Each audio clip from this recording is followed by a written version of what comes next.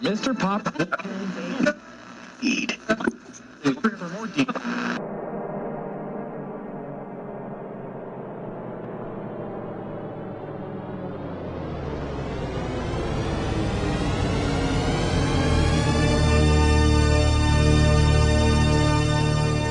Coming up next on Faithcast.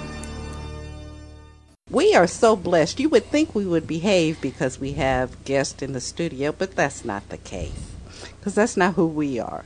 We are so blessed and highly favored to have Reverend Winter Harrison Jones from Fisk, graduate alumni of Fisk University.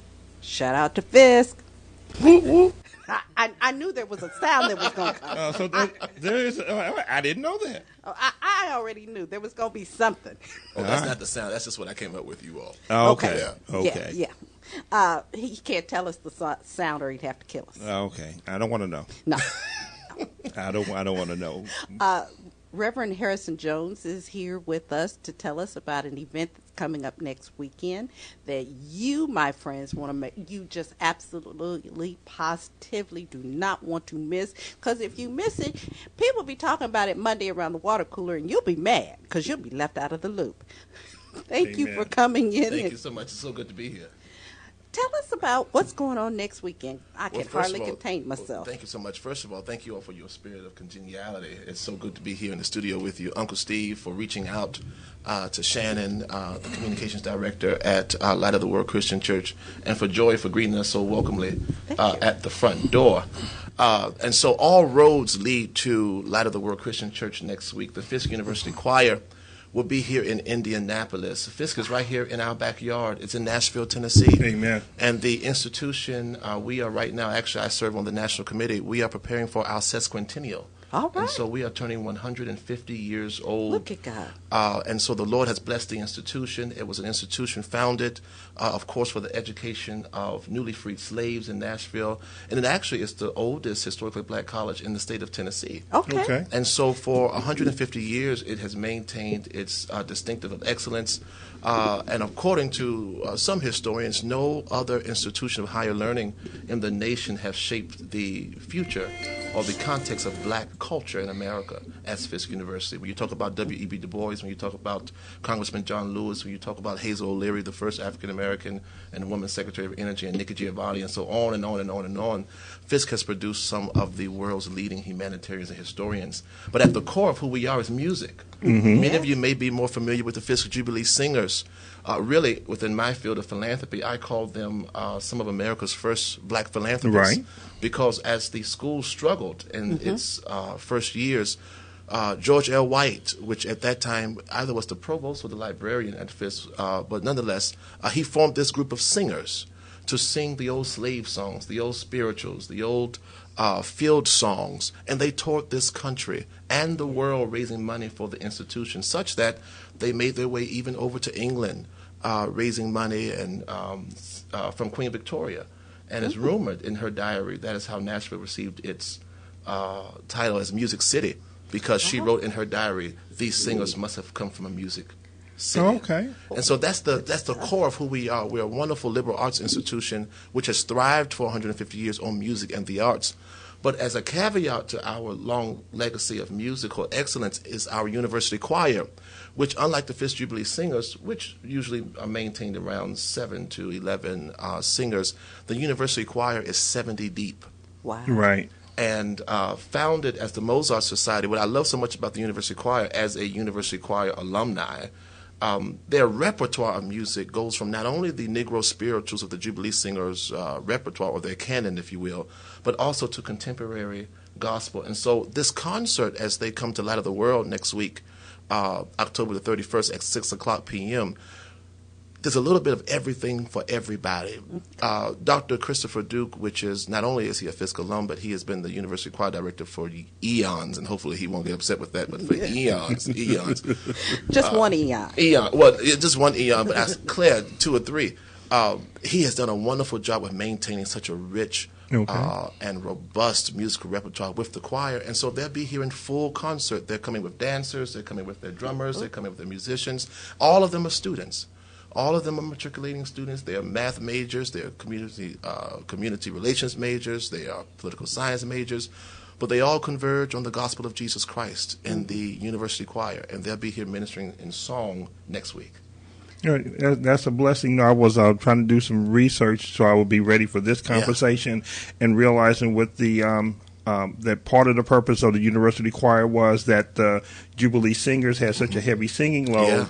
To ease the load off, we need another group. Yeah. But the university choir is campus wide. So if you're a student, anybody who think they can sing, so if you think you can dance, so if you think you can sing. So, people like me who tried out for the Jubilee Singers and did not make it. I'm sorry. It hurt my heart. I cried for about a semester. The university choir has a whosoever will, let them come sort of spirit. And so the university choir ranges, there are years there are almost 200 students. There are years where there are almost 70 students, but it is open versus Jubilee Singers is audition based. I know that Dr. Duke was saying that some of the athletes are upset because they can't go on tour right now because they got to do their responsibility to the athletic department. But they said, as soon as it's done, they tour every year. So one of the wonderful things about this tour is that the university choir has not been to Indianapolis in almost, I would say, 15, 20 years. Oh. They do a very large tour, which they just completed last weekend, Uncle Steve, in Chicago.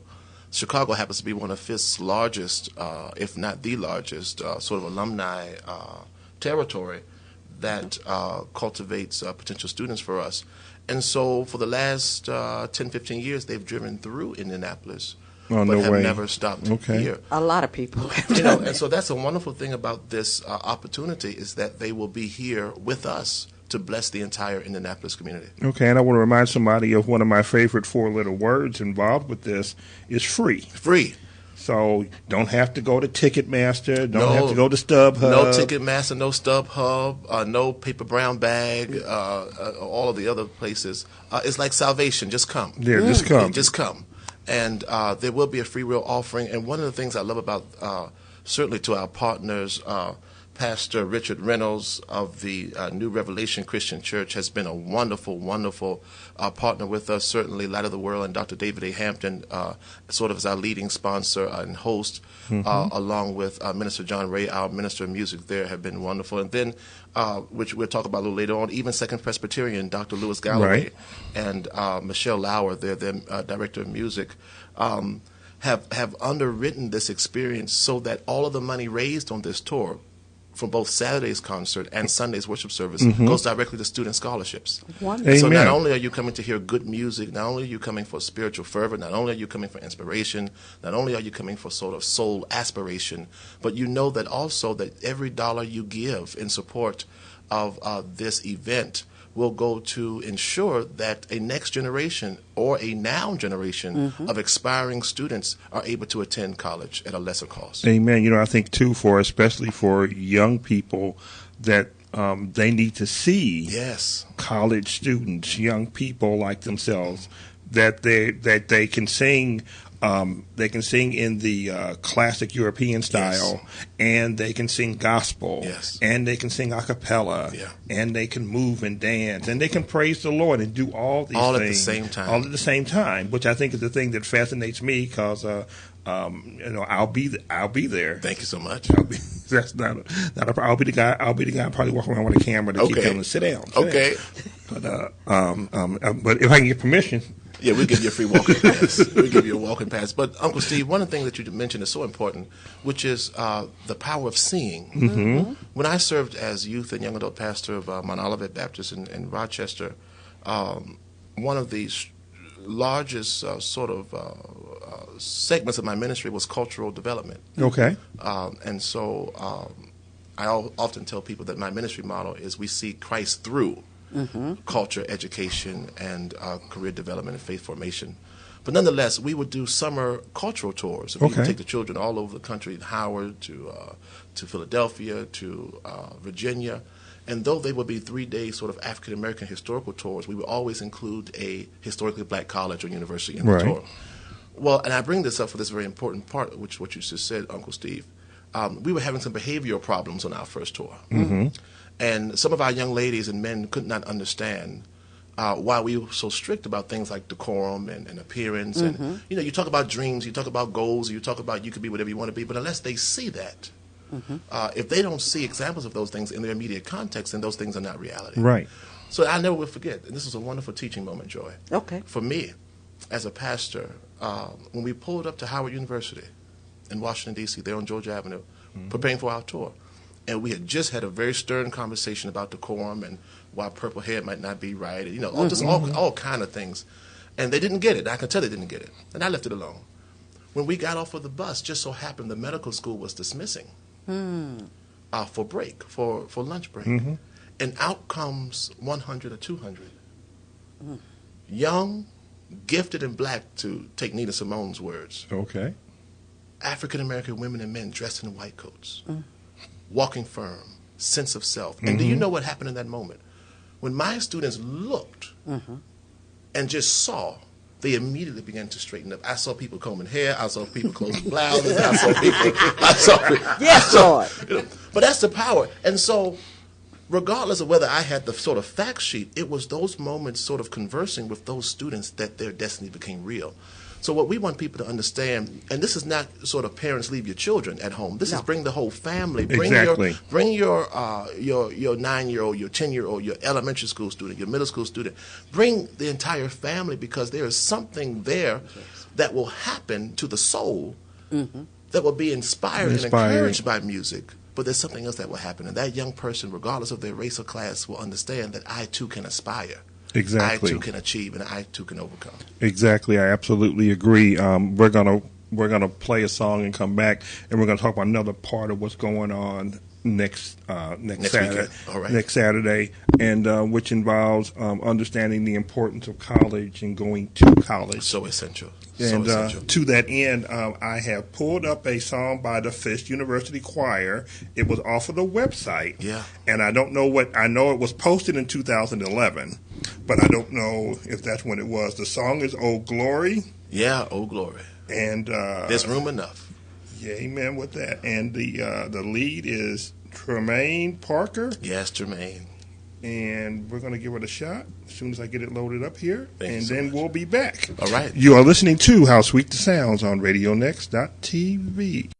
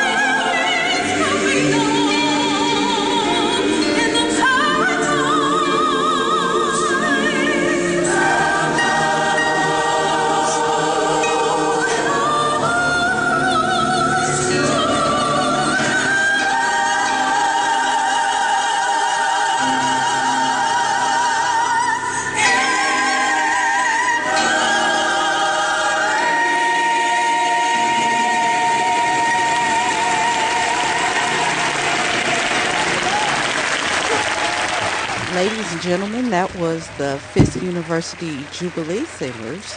I believe that's right. No, the University Choir. Oh, that was the That University was the Choir. University Choir. Excuse me. Yeah, it's the I'm choir. sorry. Yes, the choir. And it just so I'm sorry. happened that our guest was part of that group. Yeah, I was back there singing somehow. You know, that brought tears to my eyes. That was Tremaine Parker on the lead on that. The song was "Old Glory." Yeah. And he was kind of humming under his breath. Don't tell nobody. Because we just found out he was part of the group during that time.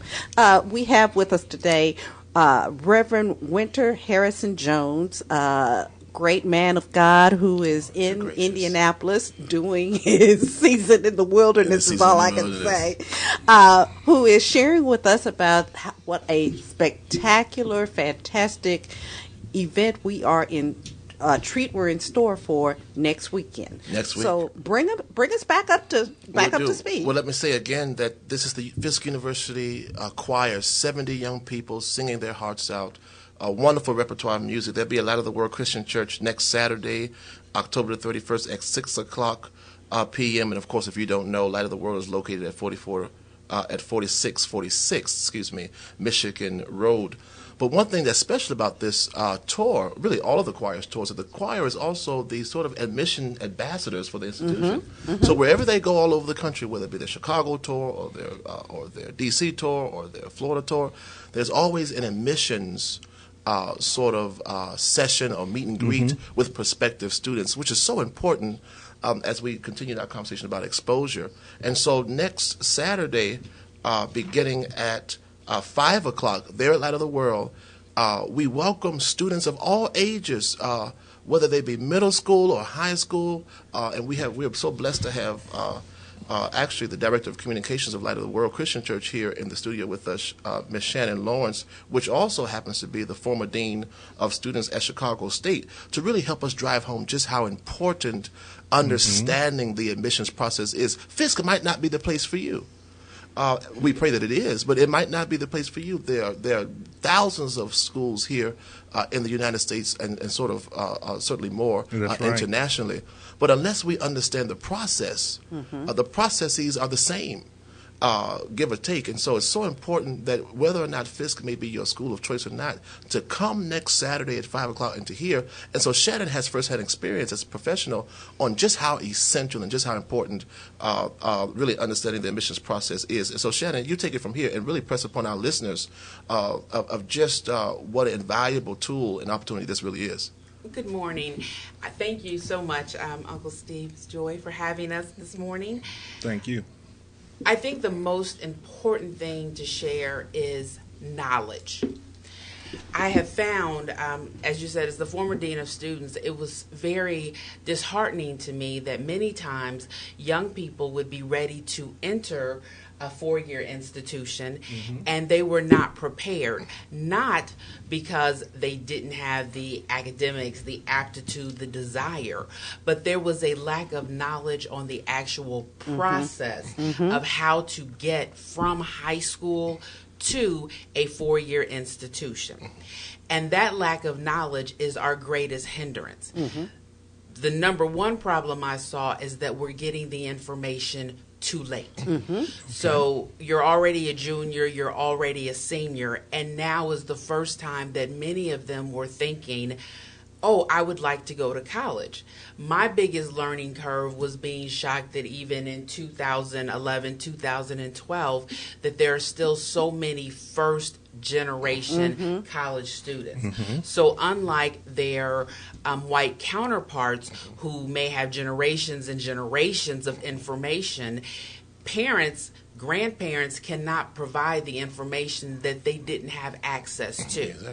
And high schools are not doing everything for all students. Of course, if you're in the honors program, then that is a focus. But for the majority of students, how to prepare for the academic courses you will need for a future college program, when to apply, how to strategically apply. Right. Applications are not free. So, you know, it's a misnomer to think that you can just apply for 100 colleges at $100, $150, $200 an application. And then how to go about the process for financial aid. So I want everyone to come out, if for no other reason than to simply make contact with someone at a four-year institution. What Reverend Winter did not mention was that this concert is also going to have a special guest from the Lawrence Central Gospel Choir, Right. which is close to my heart as I am a grad of Lawrence Central High School. Look at that. So, yes, and I know that the arts program at Lawrence Central is outstanding, and it's a wonderful thing for the young people to be acclimated with other college students who have the same passion for music and the arts. Additionally, I am not a Fisk grad, but I am a grad of the wonderful HBCU Hampton University. Okay. Came into that. Yes. Shout out to Hampton. Yes, shout out to Hampton. It was an incredible experience. But I was fortunate enough to have parents ahead of me who were also college grads who could take me through that process. So if you're junior high, elementary, it's not too early to start talking to your young person about going to college, about their future goals and aspirations. And the money and the funding is out there. Amen. I cannot express how much money simply goes unapplied for. Period. Absolutely. And Absolutely. then when they do find out about it, we're already too late. We've already missed the deadline. So don't let the barrier of I can't afford to go to college stop you from dreaming. If the desire is there, with proper planning, with proper preparation, there are absolutely resources that can get you there. Absolutely. I want to two things. One is I know that because I think now most of the kids are back in school, and our audience is mostly adults, parents, grandparents, aunts, uncle, neighborhood adult. This is something that you will take the child to. The child will not want to go. I'm a witness. So this is when the adults become adults and says, Exactly. you're going. And it's not like, well, you don't have nothing else to do, or this isn't a decision. This is when You're right, you Uncle this is Steve. when you step up Yeah. and you put on your daddy mama clothes and say we going to light of the world, and we're going to go meet some people, and we're going to just see, because it's so important to seeing. I guess I got three things now. Second thing is, don't let grades keep you from attending the event. You don't have to be on the honor roll. You don't have to be the 3.9 student, because if you're a C student, you can get in if you do the work, like Shannon said. And it's work. If you're a D or an F student, you find out that, ooh, I think I might want to go to college. I might want to go to Fisk. If you're a freshman, you got 3 years to fix your grades. If you're in junior high, you got 6, 7 years to fix your grades, and then we can begin that process. So don't let money keep you away. Don't let your Present situation. your situation keep you away. Please don't. The last thing, I've told this story before. I was in a situation where I was around a young man who was he was in junior high. And part of the conversation, he's asking me what I was doing on my other His tent employment. maker job. Yeah, my tent maker job. And I asked him. I said, well, you're going to school. What do you want to do what do you want to do? What do you think you want to be? He said, I want to play basketball. I said, okay. Well, what if basketball doesn't work out? He said, I'll play football. Well, I said, let's say for some reason basketball and football just doesn't work out. What would you do then? And he sat and thought about it. And then he said, I guess I would sack groceries at Kroger. So his reality of working is what he's seen. He saw the NFL, he saw the NBA, and he saw the person sacking groceries at Kroger. He didn't see the Kroger manager. He didn't see the anybody else in Kroger. That's who he saw. So that was his whole world. And don't let your world get So small. so boxed in. That's what part of what this is about. It's about being part of a choir where I don't have to be a diva to be in the choir. But if you are a diva, glad to have you. This is about finding out about college and just finding out. finding out that, I can do this. Because one of the things, too, is that when I look at somebody that looks like me doing something I want to do, if they doing it, I can do it, too. Exactly. Opening up those horizons, So, invaluable. This is the hour before the concert begins. This is the hour before the concert. Okay. There at the church, again, 4646 Michigan Road. And as Shannon and Uncle Steve enjoy, you all's commentary has been so essential to understanding that it's a process and that work must be done. Because I'm among spiritual friends, I'll pull up that wonderful text over in Proverbs that say, train up a child in the way they shall go, and when they get old, they shall not depart from it. So we know it's Halloween. We know that the trick-or-treaters are out, and it'll be at nighttime, and the candy, and all of the things of celebration. But, Uncle Steve, I love what you said so much, which is this is the opportunity for the parents, the grandparents, to say, no, the candy will be there, and your future is more important than Snickers and Skittles. Buy them a bag of Snickers and bring them to light of the world. So if I have to go to the Dollar Tree on the way home and here's your bag of candy, what you will experience there at Light of the World, both through song and, as Shannon said, through the exposure and really getting the what is the word I want? Getting the know-how on how to be successful, is invaluable. And so I'm pleading, particularly for communities of color, I'm pleading for our parents to let's set some priorities here. And we know it's Halloween, but next Saturday, all roads in this city for any child who has the capacity, which all of our children have the capacity. That's right. All roads should be leading to Light of the World Christian That's Church. right. I think it was the UNCF whose mantra was, a mind is a terrible thing to waste, such that a story that a famous preacher said once in asking what was the most, sort of the richest place in the world, and after sort of giving a bunch of wrong answers, he said the cemetery. And we said, why? Because that is where the majority of dreams lay. They lay in the cemetery. Lord They lay mercy. in places unfulfilled. Then, of course, Langston Hughes, what happens to a dream deferred? So all of these narratives of literature and what Shannon has said and Joy and Uncle Steve really presses upon us why this is important. So not only is this good music, not only is this good inspiration, but this is equipping our community with something that no one can take away. Julius Caesar says, this joy I have, the world didn't give it, the world can't take it away. Knowledge, There you go. power, intelligence, and opportunity. Nobody can take it away from you. But you have to be in the place. As Shannon says, you have to prepare. You have to understand that this is a process, and 1 + 1 does in fact equal 2, and that this is a process and this is the opportunity for building blocks. So, so the concert next Saturday, but this is a 2-day celebration. And so on Sunday, the University Choir will be the guest of the music department at Second Presbyterian Church, located at 7700, so that's 7700 North Meridian Street.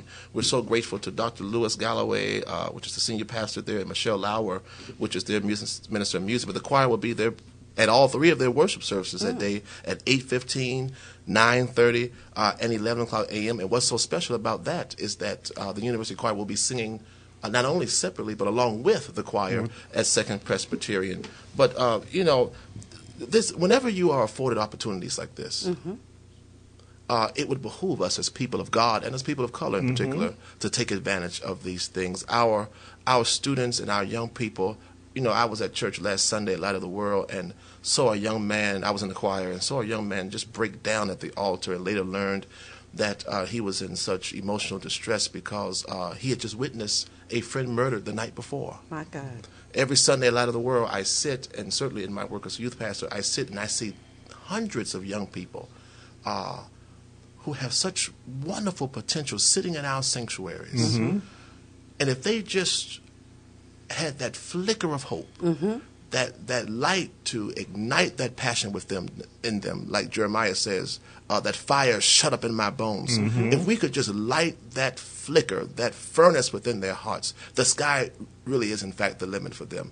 And of course, history teaches us that all of the wonderful things that can be accomplished once we put our minds to it and once we do the work. But ultimately, once we're in the right places at the right time, getting the right information to go the right direction. Exactly. So that's a wonderful formula for success. Exactly. Yes, ma'am.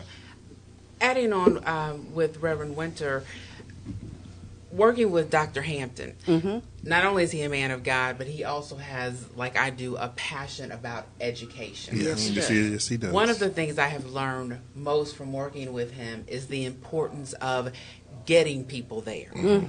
So he has an openness that allows you to talk about whatever you need to talk about. He'll receive you where you are to help you get to where you would like to be. Yes, he does. The educational process is the same. So as you were saying with parents, if a parent tells a child, this is what you're going to do, then you have that battle. Now you've got one child alone, upset in the car on their way to a concert on Halloween. Nobody's happy. However, if you make it about the camaraderie of their group, be the parent this weekend that takes your daughter and her 4 girlfriends. I know my parents, and that's a lot of talking in the car. But if you put them together in groups, if you get them there, the enthusiasm of the other college students, of the admissions recruiters, will be infectious to them, and their own bonding between themselves will begin to work. So you don't want to isolate a child. If the rest of her friends are talking about, I'm going to do whatever, and she's just focused on college, there becomes a, I'm by myself. But if you make it a team thing to say, okay, I'm looking at all 5 of you young ladies. What do all 5 of you want to do? Then they begin to use one another as support. Companionship. They will talk among themselves about their fears that they may not share with adults. So consider doing it as an activity. Right, and I'm glad you said that. Take it to you took what I said to the next level. That is not just making your child go; it may be making the neighborhood kids go. So it may be 2 or 3 parents going. Okay, we piling all the kids in the car. In the van and whatever, and we all going. So it won't be you there by yourself, And they may all be pouty, but they're all going to be pouty together. And then they're going to see something or somebody, whether it's a 19-year-old sophomore from Fisk, and it works. And then all of a sudden they go like, maybe it's not so bad. Maybe it's not so bad. Yes. Girl, I hated going, but did you see him? Yeah, did you see? That brother with the low voice, the low, that baritone, that solo. Joy and Uncle Steve. What Shannon just really articulated is a strategy. It's a strategy. It's a certain sense of mindfulness in how we really equip our young people. And Shannon is certainly right. I'm so grateful, sort of as an alumni, I'm blessed to be a member of Light of the World under Dr. Hampton's leadership. But because of his love for the community, and certainly we know about all of the wonderful things, the lock-ins and different things that Pastor Hampton and Light of the World are about doing and have done for many years in this community, he jumped on this opportunity. It was an immediate yes. He said, what do you need? How can we help? Any opportunity we have to open the doors of the house of the Lord for any sort of opportunity for people to encounter something that will lift their consciousness. Light of the World has been a leader in that. And so we're so grateful that Pastor Hampton, certainly with the leadership of Minister John Ray, our Minister of Music there at Light of the World, Pastor Reynolds jumped on board, and actually his daughter is in the choir, and so he has a vested interest in being a wonderful host with the New Revelation Christian Church, and certainly Dr. Galloway and Michelle Laura. We're just preparing for a wonderful 2-day celebration of music, of inspiration, which will hopefully change the trajectory of some of our young people's lives forever. Exactly. One more time, date, time, place. Saturday, October the 31st, the admissions fair begins promptly at 5 o'clock. There at Light of the World. Light of the World is located at 4646 Michigan Road. The concert will start promptly at 6, and we will be walking out the door no later than 7:30. So we're not going to Kojic you all night. Joy. That was Joy, y'all. That was Joy. We're going to get. I apologize. We're going to get in. We have a tight program. But that's next Saturday, October the 31st, 6 o'clock p.m. is the concert. Admissions opportunity begins from 5 to 6 there at Light of the World. Again, 4646 Michigan Road. Dr. David A. Hampton is the pastor. They'll be joined on program, and certainly Shannon's pride, alumni pride, jumped out with the Lawrence Central High School Gospel Choir. We're so happy to have them. Shannon's a proud alumni of that great institution, as well as with the Sacred Dance Institute of Indianapolis. They'll be dancing on program. A Fisk alumni, Miss Amanda Okolo, is a dancer, choreographer with that group. And so just a wonderful, wonderful evening. And then when we go down, we eat our Snickers and our Skittles. We're going to wake back up. And certainly you're more than welcome to join us again at the Second Presbyterian Church, located at 7700 North Meridian Street. And they have 3 worship opportunities, 8:15, 9:30, and 11 o'clock a.m. as they host the University Choir next Sunday. Uncle Steve, Joy, my colleague and sister Shannon, it has been wonderful Thank you. being Yes, it here. has. Very rich. To Dr. Duke, which is listening from Nashville, to the 70-some-odd students who are on their way here next weekend. Indianapolis is ready for you. The Spirit Amen. of God be with you. And thank you all here at How Sweet the Sound for reaching out to us in the spirit of collegiality and community and helping us inform the community of this great opportunity. We'll be doing our part to work on that through our Facebook page. Our web page will be back up hopefully tomorrow. All right. But we'll God see. But is good. we'll get the word out. In fact, I'm going to say it now just to kind of put some pressure on them. I plan to have Dr. Duke here in the studio next week. You hear that, Dr. Duke? No, he said he would. No, he said he said he would. would. But I didn't know what his schedule was. Yeah. Because I know once they hit town, I know they're going to be busy. But I also know Dr. Duke has family here in town, and I know some of your family, so I may just have them drive you out. Just show up. Yeah. Yeah, Dr. Duke, we did research your roots. But anyway, and we know your people. But Reverend Sister Shannon, we're glad. Thank you both for coming. Thank you. And just want to remind everybody, this is something something safe you can do with your family. Yes. And you can still take care of Skittles and Snickers. And it's free. Amen. Free. It is free. Free. Free. More than enough parking, safe environment. 4646 Michigan Road, and we'd love to see you there. Amen. It's free and priceless. And priceless. There you go. That's a wonderful note to end on. And as we go out, we're going to let the Fisk University Choir take us out again. And this is Run Little Children. And the I can't, until I play it, I can't tell who the soloist is. Uncle Steve has issues. No, Somebody's not I praying. need a bigger computer. Okay, we'll go with that. So I'm going to put it in the budget, see if the boss can get us Don't get a us fired. 42-inch. Not on the air. Don't get fired on the air. Yeah, No.